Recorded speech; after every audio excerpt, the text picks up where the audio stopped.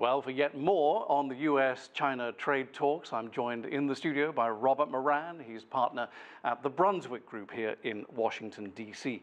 So we were told that there was going to be some kind of conclusion to all this today. Various back channels seem to suggest that. And in the end, it didn't happen. As Nathan would say if he were here, close but no cigar. Do you think something went wrong, or is this just the very nature of what we're dealing with?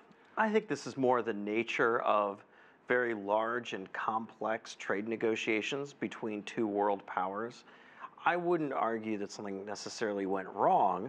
I just think that both sides are trying to get the best bargain they can, and there is a lot of complexity here, especially in the timing of when things take place. Well, some say that the president is very keen to get a deal as quickly as possible for various political reasons, and that his advisors are telling him to hold off for a bit, to wait a little bit longer. Do you agree with that? Yes. As it turns out, the president has been, in the past, has said that he wanted to have a summit with a final deal by X and such date.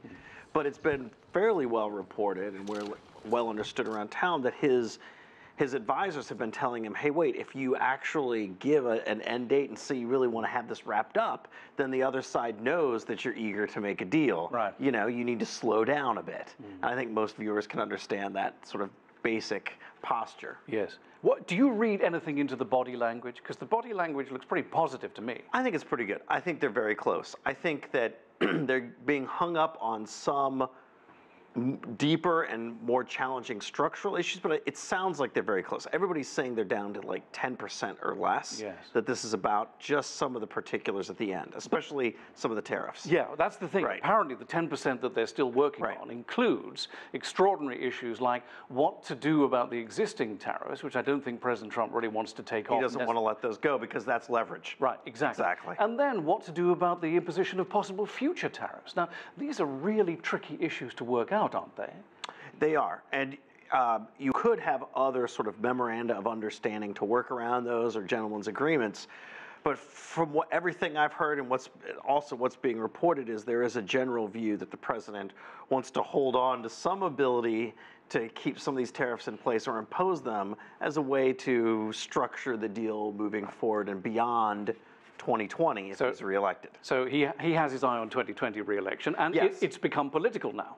Oh, very much so. I think there's three ways to look at this negotiation. The first is both sides are coming to the table because they're concerned to some degree about a deceleration in the global economy and what that does. Reuters was already reporting on American economists talking about this shaving points off the global growth rate. Both sides need to come to a conclusion.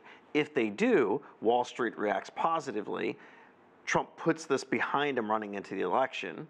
The Trump team is trying to negotiate for front-loaded purchases of commodities, which would help them in the run-up to 2020. So that's the political side of this, and there's a lot of politics involved. And then finally, there's the longer-term structural. So I think the Americans really are getting one of their bigger concerns is about intellectual property and intellectual property leakage, because they're thinking about a world in which you design once and print many times, like an additive manufacturing world in which the intellectual property of the designs are critical.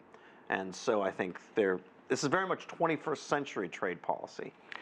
How much can China go on pushing back, though, knowing that there are other big markets out there, like India and Brazil, for example?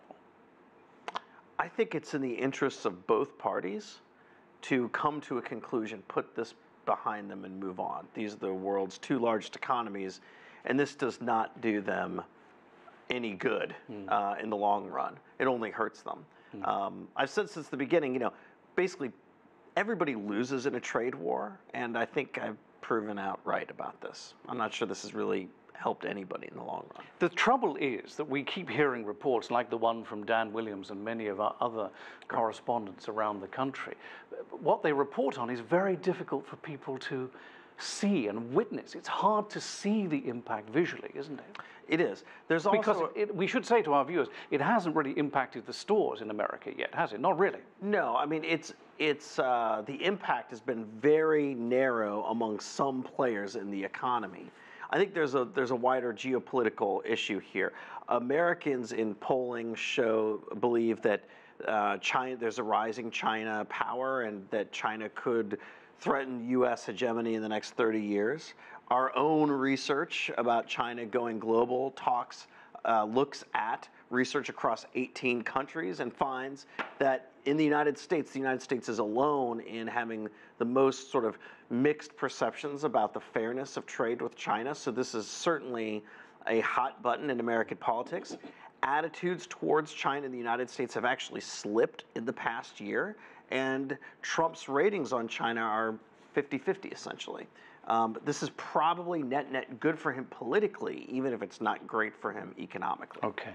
And can you do me a 5-second answer? Where do you think this goes now? What's next? I think they have some kind of a deal and a summit. I think it's sometime in the spring or early summer, and they get it behind them. I think the Trump team gets most of what they want. Okay. Robert Moran of the Brunswick Group here in Washington, D.C. Thank you very much. Thank you. Thank you. Appreciate that.